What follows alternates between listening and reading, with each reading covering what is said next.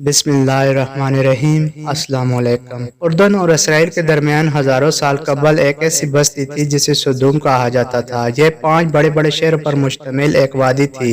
ان شہروں کا درمیانی علاقہ اتنا زرخیز اور معدنیات سے بھرپور تھا کہ نگاہوں کو صرف سبزہ ہی سبزہ دکھائی دیتا۔ یہاں طرح طرح کی معدنیات دستیاب تھی۔ اس کے علاوہ ہر قسم کی خزانائی اجناس کی فراوانی تھی اور اسی وجہ سے یہاں کے باشندے بہت خوشحال تھے۔ یہاں دولت اور ثروت کی کوئی کمی نہ تھی، بجائے اس کے کہ یہ لوگ اللہ تعالیٰ کا شکر بجا لاتے اور اس کی اطاعت میں اپنی زندگی گزارتے۔ اس قوم نے نیا سرکشی اختیار کر لی، چوری چکاری، دھوکے بازی اور مسافروں کو لوٹنے جیسے گناہوں سے لے کر ایک ایسے گناہ میں مبتلا ہوئے کہ جس کی مثال اس سے پہلے تاریخ انسانی میں نہیں ملتی تھی، اور وہ تھا ہم جنس پرستی۔ ان کے مرد مردوں کے ساتھ بدفعلی کرتے، جنہیں موجودہ زمانے میں یہ کہا جاتا ہے، جبکہ عورتیں عورتوں کے ساتھ اپنی نفسانی خواہشات پوری کرتی، اسے موجودہ زمانے میں لیسبین کہا جاتا ہے۔ اور یہ کام لوگ پوشیدہ یا ڈھکے چھپے نہیں کیا کرتے،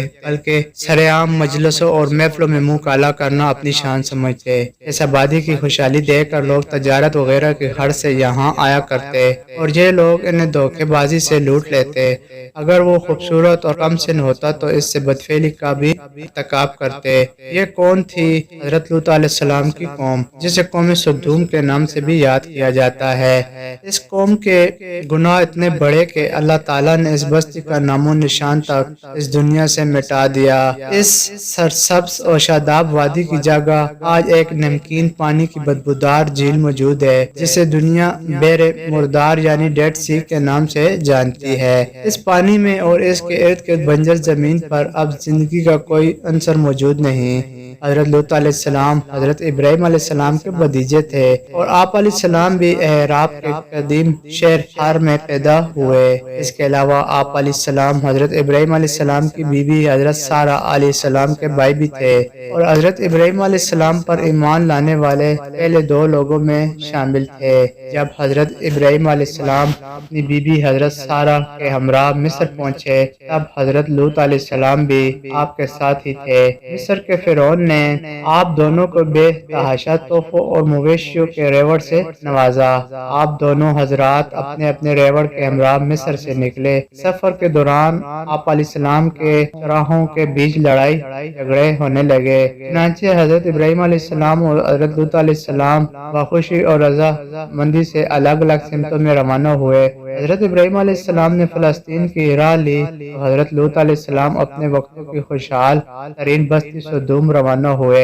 آپ علیہ السلام نے یہیں رہائش اختیار کی اور یہاں کے بگڑے ہوئے لوگوں میں دین کی تبلیغ شروع کی۔ آپ علیہ السلام انہیں سمجھاتے کہ تم جس ذلیل عمل کے مرتکب ہوتے ہو وہ تم سے پہلے دنیا کی کسی قوم نے نہیں کیا۔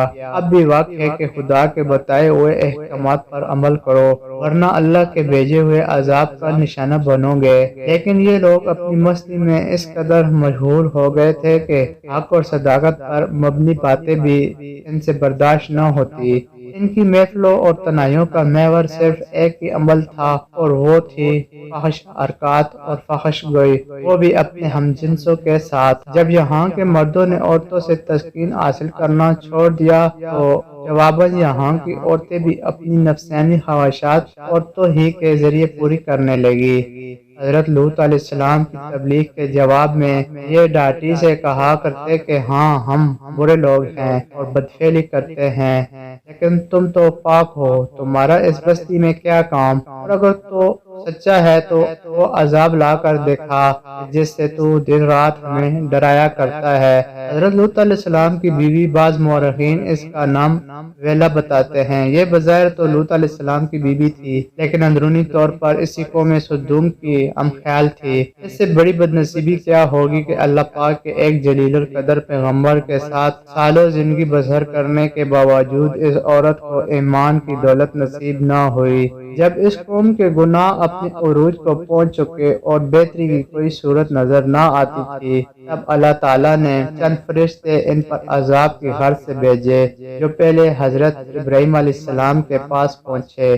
یہاں آپ علیہ السلام کو اولاد نرینہ کی خوشخبری دی اور بتایا کہ ہم وادی سدوم کو نیست و نابود کرنے کی غرض سے یہاں آئے ہیں۔ جب یہ فرشتے خوبصورت نوجوان لڑکوں کے روپ میں سدوم کے شہر پہنچے تو ان کی ملاقات حضرت لوط علیہ السلام سے ہوئی۔ یہ قوم بد اخلاقی کی تمام حدیں پار کر چکی تھی۔ جب کوئی مسافر یہاں آتا تو یہ سب مل کر اسے گھیر لیتے اور کھلے عام بدفعلی کا مطالبہ کرتے۔ اس لیے لوط علیہ السلام نے انہیں باہر پھیرنے سے منع کیا اور اپنے گھر میں لے آئے، ان کے لیے کھانے پینے کا انتظام کیا اور انہیں سمجھانے کی کوشش کی کہ یہ بستی مسافروں کے لیے کتنی خطرناک ہے۔ لیکن آپ علیہ السلام کی بیوی جو در پردہ اپنی قوم سے ملی ہوئی تھی، اپنے گھر آنے والے ان مہمانوں کی خبر اپنی قوم کے لوگوں کو دے آئی اور یوں اس مقام کو چاروں طرف سے سدوم کے لوگوں نے گھیر لیا۔ وہ آپ علیہ السلام سے ان مہمانوں کا مطالبہ کرنے لگے۔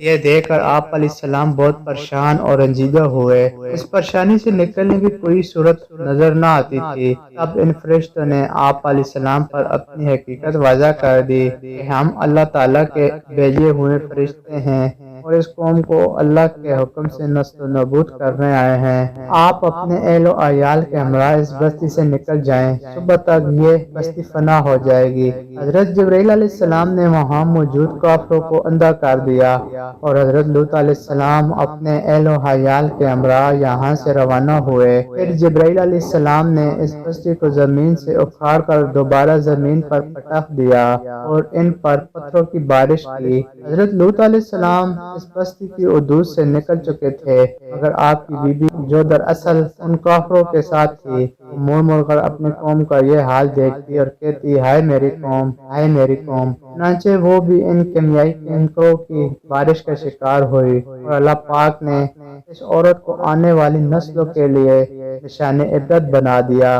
اس عورت کی لاش آج بھی پتھروں کے اس حاصل کے درمیان موجود ہے، جسے سدوم کے پہاڑوں میں کاٹس وائف کلر کے نام سے جانا جاتا ہے، اور یہ عورت آج بھی اپنی قوم کے درمیان دنیا کو سرکشی اور بے راہ روی کے انجام سے آگاہ کر رہی ہے۔ اور بے شک لوط بھی رسولوں میں سے تھا، جبکہ ہم نے اس کو اور اس کے سب گھر والوں کو نجات دی، مگر ایک بوڑھیا کو جو عذاب پانے والوں میں رہ گئی، پھر ہم نے دوسروں کو ہلاک کر دیا۔ اور بے شک ان کے پاس سے صبح کے وقت گزرتے ہو اور رات میں بھی، بس کیا تم عقل نہیں رکھتے؟ اللہ تعالیٰ نے اس گناہگار عورت کا تذکرہ قرآن مجید میں کل 9 مرتبہ بیان فرمایا ہے۔ اللہ کافروں کے لیے ایک مثال بیان کرتا ہے نوح اور لوط کی بیوی کی۔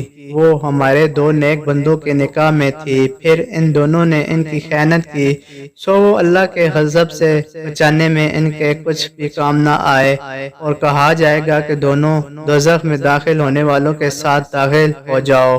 دوستو، اگر آپ کو یہ ویڈیو اچھی لگی ہو تو ویڈیو کو لائک کر دینا اور چینل کو سبسکرائب کر دینا۔ دعاؤں میں یاد رکھنا۔ اللہ نگہبان۔